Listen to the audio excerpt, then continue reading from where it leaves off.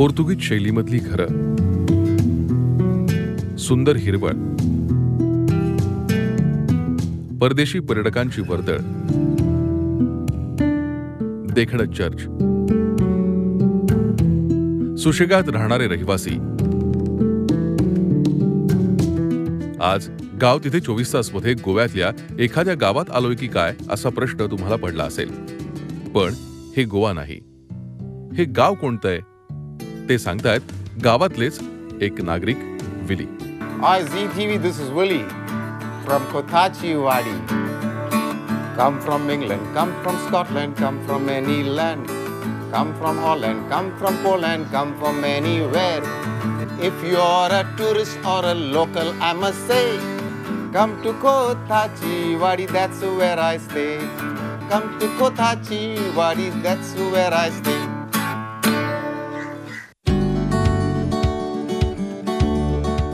बरोबर ऐकलं. Welcome to Khotachiwadi. अगदी गोव्यातल्या एखाद्या गावात आल्याचा फील देणारी ही आहे खोताचीवाडी. होय, हार्ट ऑफ मुंबई असलेल्या गिरगावमध्ये असलेली खोताचीवाडी. जगाच्या कुठल्याही कोपऱ्यातून या, पण मुंबईत आलात तर माझी खोताचीवाडी नक्की पहा असं निमंत्रण देणारा संगीतप्रेमी विली. Come from England, come from Scotland, come from any land. Come from Holland, come from Poland, come from anywhere.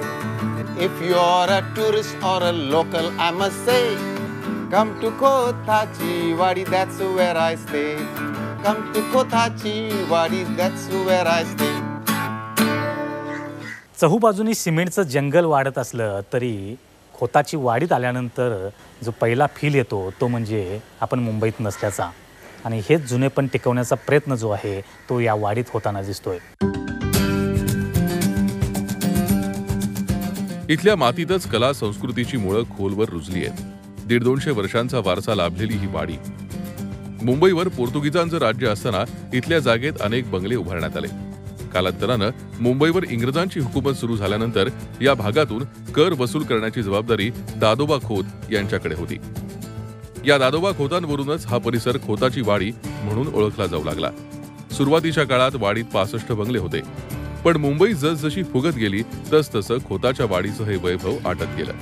अनेक बंगले पाडून तिथे उंच अपार्टमेंट उभ्या राहिल्या आहेत. पण अद्याप 26 बंगले इथे दिमाखात उभे आहेत. मात्र बंगल्यांच्या जागी इमारती आल्यामुळे आपल्या अंगणातलं ऊन वारा गायब झाल्याची खंत या बंगलेवाल्यांना आहे. मात्र आपणही बंगला पाडून इमारत बांधावी असं त्यांच्या मनातही येत नाही. खोताच्या वाडीत शिरलं की एकदम अजून गावाला फिरल्यासारखा फील येतो. फार सुंदर वाटतं. म्हणजे कुणी पाहुणं जर आमच्याकडे आलं, अरे किती तुमच्याकडे गावाला आल्यासारखं वाटतं. म्हणजे मध्यवर्ती असून सुद्धा हे जे सगळं जपलेलं आहे खोताचं, तर म्युन्सिपालिटीने खरंच हे जपावं. म्हणजे आमच्या मुलांची सुद्धा, आता आमची मुलं सगळी मोठी झालेली आहेत, पण त्यांना वाटत नाही की आपण घराचं बिल्डिंग करावं आणि त्याच्यात राहावं.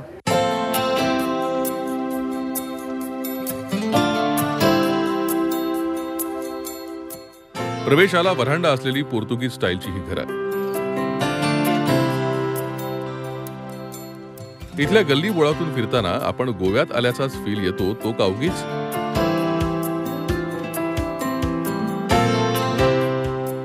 घर बांधणीत लाकडाचा सर्वाधिक वापर झालेला दिसून येतो.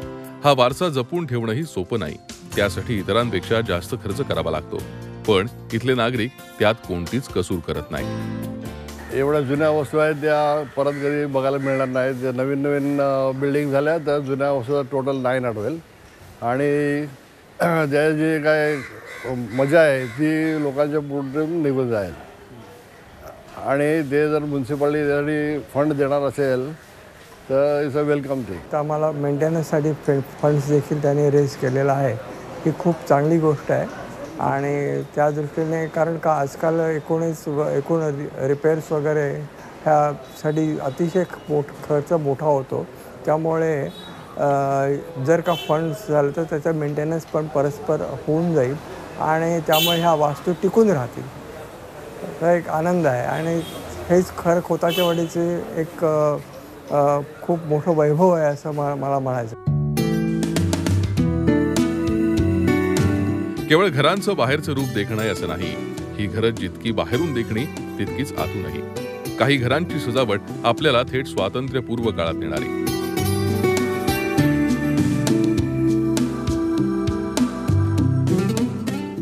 जेम्स परेरा यांच्या घरात लाकडाचं कोरीव काम केलेल्या अनेक वस्तू आपल्याला दिसतील.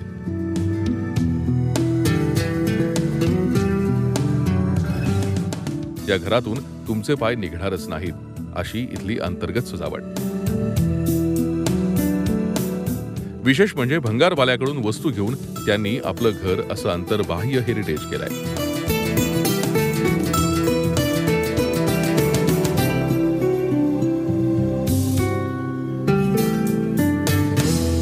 इंडिया में इतना सुंदर गांव कहाँ भी नहीं है.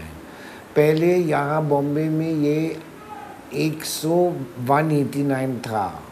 बॉम्बे 189 इसकी जैसे गौतम के बीच से वो दे बिल्ट इट. और अभी खोताची वाड़ी सिर्फ एक ही है जो बाकी है. तो ये हम लोग ज़रूर we have to save it. और इट इज़ वेरी इम्पॉर्टेंट क्योंकि ये गली में बॉम्बे से शुरुआत से था. इधर से वो पहला गणपति गए थे. यहाँ राजा रवि वर्मा रहते थे. यहाँ चीफ जस्टिस गोखले रहते थे. तो यहाँ इतना मशहूर लोग रहते थे. तो ये जगह रहना चाहिए यहाँ बॉम्बे. भगवान येशूच्या तसबिरीबरोबर गणेशाची आणि कृष्णाची मूर्ती परेरा यांच्या घरातली. खोताच्या वाडीमध्ये असलेल्या धार्मिक एकोप्याचं हे एका अर्थी प्रकटीकरणच. हिंदू, ख्रिश्चन आणि जैन धर्मीय इथं गेल्या कित्येक पिढ्या गुण्या गोविंदानं नांदतायत. एकमेकांचे सण मिळून मिसळून गुण्या गोविंदानं साजरे करतायत. गणेशोत्सव असो की दिवाळी, ईस्टर अथवा नाताळ, सगळी खोताची वाडी उत्साहानं सळसळत असते.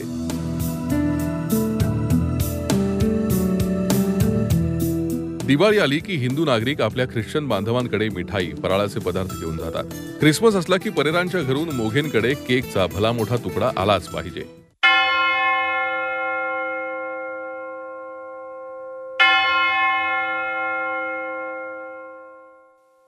खोताच्या वाडीमध्ये खूप जुनं असलेलं हे छोटं चर्च म्हणजे चॅपल आहे.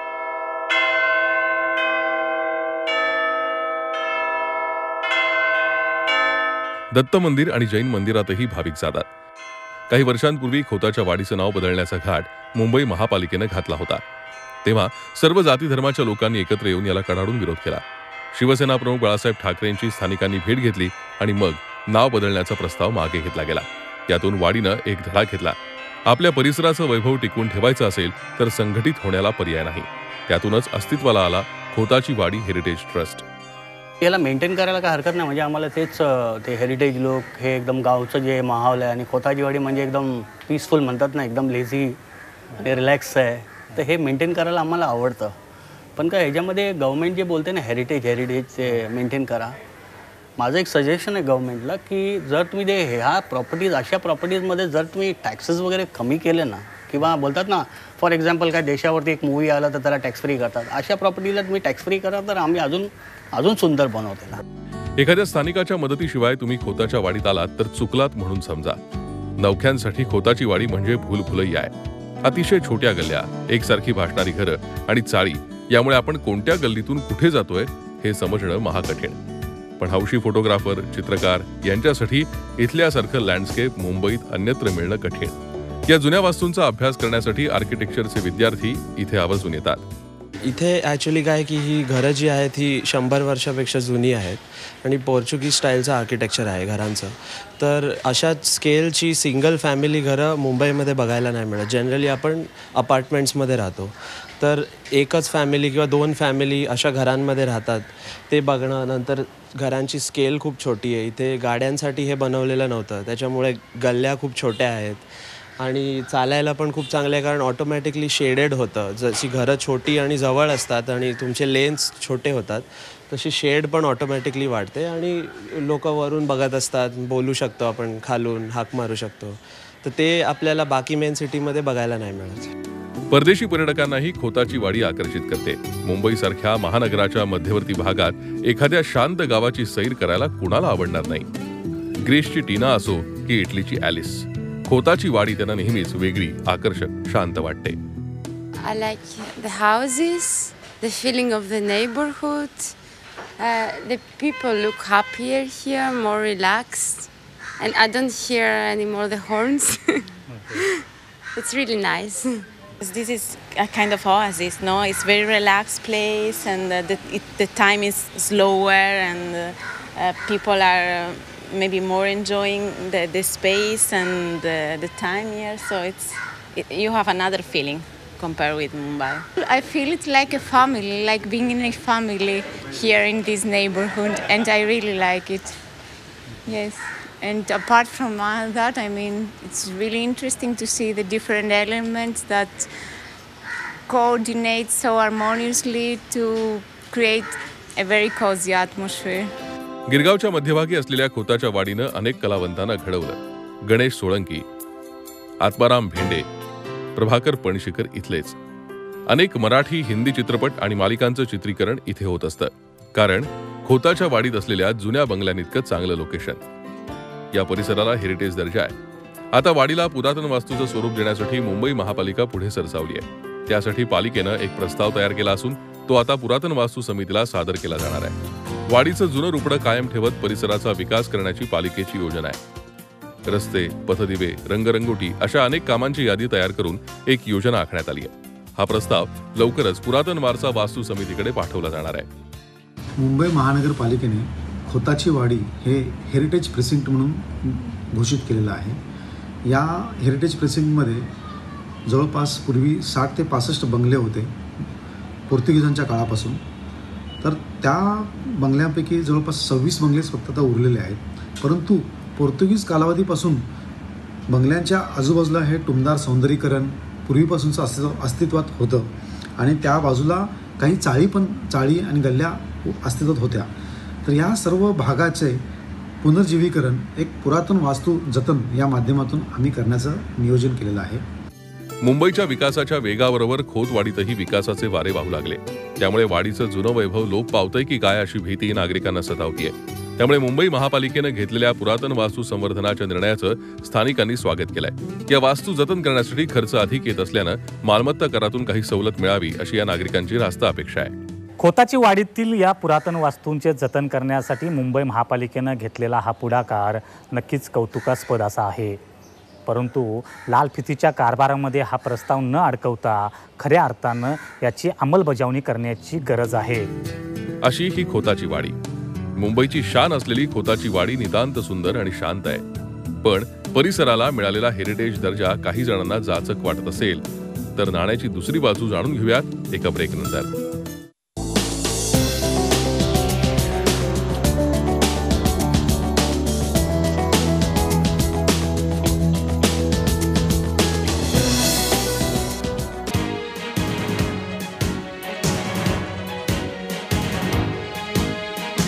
खोताची वाडी म्हणजे मुंबईचं वैभव. इथल्या नागरिकांना आपल्या परिसराच्या हेरिटेज दर्जाचा रास्त अभिमान आहेच, पण काही ठिकाणी हा हेरिटेज दर्जाच विकासामध्ये अडसर बनला आहे. उदाहरण द्यायचं झालं तर इथे असलेल्या जुन्या चाळी, अतिशय जीर्ण झालेल्या या चाळींना पुनर्विकासाचे वेध लागलेत. मुंबईतल्या अनेक जुन्या चाळी एकतर पाडल्या गेल्यात किंवा त्यांच्या पुनर्विकासाची योजना तयार आहे. खोताची वाडी मात्र याला अपवाद आहे. वाडीत छोट्या चाळींची संख्या मोठी आहे. या चाळी गल्लीबोळात असल्यानं त्यांच्या पुनर्विकासावर मर्यादा आहेत. तसंच वाडीला हेरिटेज दर्जा असल्यानं नव्या बांधकामासाठी अनेक जाचक अटी आहेत. त्यामुळे इमारतींच्या उंचीवर मर्यादा आहेत. बिल्डरना अधिक सेलेबल एरिया मिळत नसल्यानं त्यांना या चाळींच्या पुनर्विकासात रस नाही.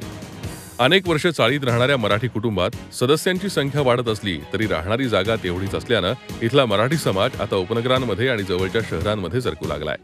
हेरिटेज एरिया डिक्लेअर केल्यापासून त्याच्यापासून जे 100 मीटरचं प्रेसिडेंट एरिया आहे तिकडे रिस्ट्रिक्शन येतात. 10 मीटरच्या वरती हाईट नाही असे डेव्हलपमेंटचे प्रॉब्लेम चालू आहे. आणि बऱ्याचशा आमच्याकडे जुन्या चाळी आहेत त्याच्यामध्ये मराठी वस्ती आहे जे अत्यंत ज्यांची कुचंबणा झालेली आहे त्यांना रिडेव्हलपमेंटचे फायदे नाही मिळत आहेत. तर त्या दृष्टीने BMCने विचार करावा की त्या थोड्या निर्बंध शिथिल करावे. त्यावेळी त्यांचाही फायदा होईल आणि हे जे सर्व धर्म समाज आलो इथे सगळ्या समाज मिळून जे जगतात इथे ते व्यवस्थित राहतील. त्यामुळे एका समाजाला कोणा अन्याय होणार नाही. रिडेव्हलपमेंटचं इकडे हेरिटेज डिक्लेअर झाल्यामुळे लहान चाळी जे आहेत त्यांना आता FSI मिळत नाही आहे की आता इकडे रिस्ट्रिक्शन आहे 7 माळ्याच्या वरती तुम्ही जाऊच शकत नाही. आणि प्रकल्प रखडले आहेत इकडचे. मग प्रामुख्याने BMC महानगरपालिका आयुक्त आणि ह्याच्यामध्ये किंवा सरकारने याच्यामध्ये लक्ष घालून बाबा त्यांच्या स्थानिक नागरिकांवरती अन्याय होणार नाही आणि रिडेव्हलपमेंट प्रकल्प होईल, पण ते कसं जुन्या प्रकारे त्याला कसं स्वरूप देता येईल ते बघून आम्ही सहकार्य करायला तयार आहोत.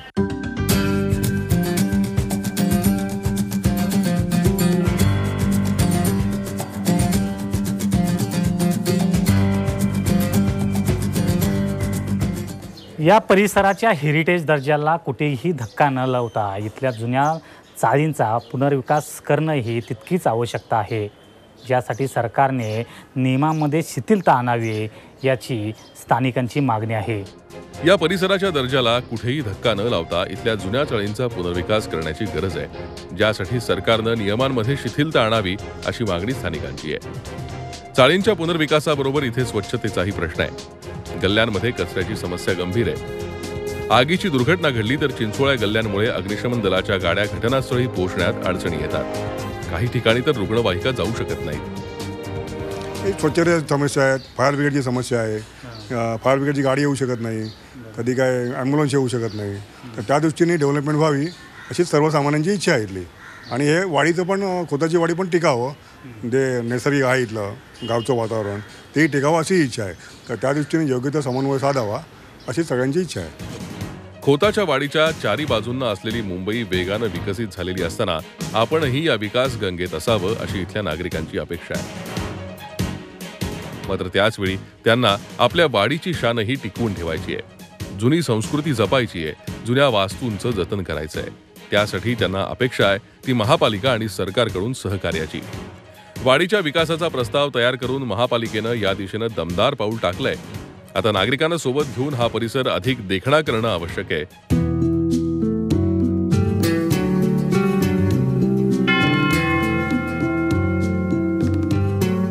हे होईल तेव्हा होईल.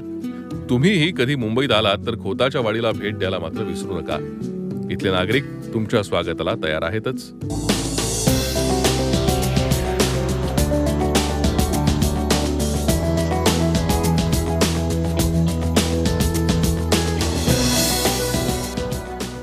झी 24 तास रहा एक पाऊल पुढे.